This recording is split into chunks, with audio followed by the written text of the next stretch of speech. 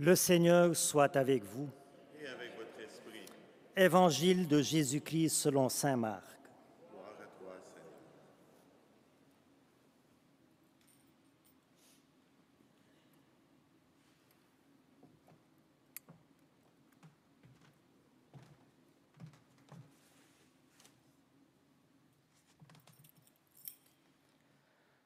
En ce temps-là, Jésus parlait à ses disciples de sa venue.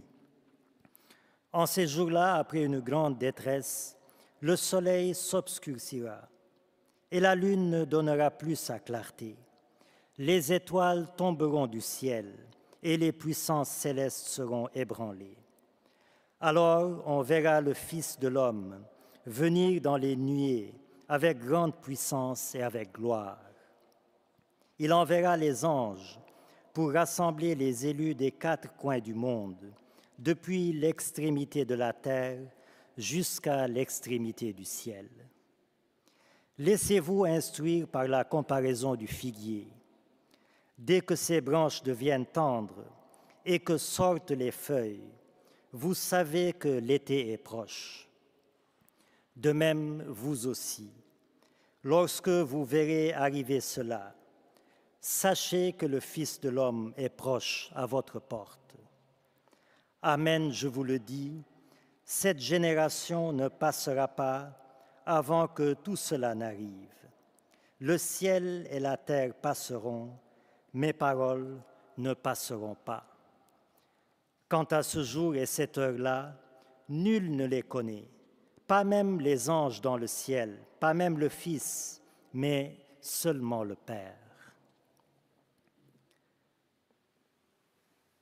Acclamons la parole de Dieu.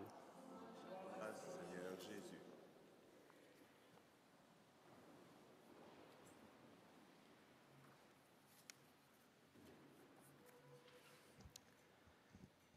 J'aimerais, frères et sœurs, aujourd'hui vous parler de la vigilance dans notre vie chrétienne.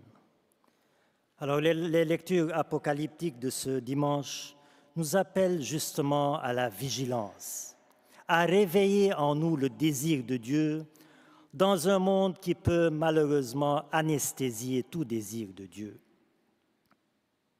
Le chrétien, donc, est confronté à un choix décisif dans sa vie chrétienne.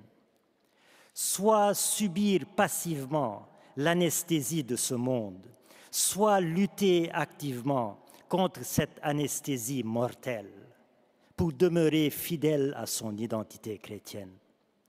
Car au dernier jour, nous serons mis devant nos choix de vie et leurs conséquences sur notre salut. Le Seigneur nous appelle donc aujourd'hui à la vigilance. Vigilance pour ne pas nous laisser bercer, et j'allais dire même berner, par les douceurs trompeuses de ce monde. Vigilance pour ne pas diluer notre identité chrétienne dans un monde envoûtant et diluer ainsi le sang précieux de Jésus-Christ notre Seigneur. Alors j'aimerais ici, frères et sœurs, m'adresser particulièrement aux jeunes, en secondant bien sûr le rôle primordial et irremplaçable des parents et des grands-parents dans l'éducation et dans l'accompagnement de la foi de leurs jeunes. Alors, chers jeunes, chrétiens et chrétiennes, vous êtes la fine fleur de l'Église. Vous êtes sa voix et son visage. Vous êtes le porte-drapeau de l'identité chrétienne dans un monde hostile de plus en plus à la foi et à l'Église. Si donc vous les jeunes, vous qui êtes ici présents ou qui m'écoutez via Sel et Lumière, si vous les jeunes chrétiens et chrétiennes, vous vous dissolvez dans un monde comme le sucre dans l'eau, si vous qui portez avec la force de votre jeunesse le beau nom de chrétien et de chrétienne, vous vous dissolvez dans ce monde, qui va porter demain le flambeau de l'identité chrétienne? Au contraire, chers jeunes, portez cette identité fièrement et témoignez-en fièrement. Vous êtes des chrétiens et des chrétiennes, vous n'êtes pas n'importe qui. Rayonnez de votre identité chrétienne au quotidien. Vous avez votre jeunesse comme un atout, comme une force pour témoigner de l'amour et de la vérité de Jésus-Christ. N'utilisez pas votre jeunesse pour la dilapider dans une vie de désordre et d'anarchie. Mettez la force de votre jeunesse dans le combat pour la vérité et le bien, non pas pour le mensonge et le mal. Ne soyez pas seulement des jeunes chrétiens pour les JMJ, c'est très bien, il le faut, mais soyez surtout des jeunes chrétiens pour tous les jours, pour chaque jour, et rayonnez au quotidien de votre identité chrétienne. Ne banalisez pas votre identité.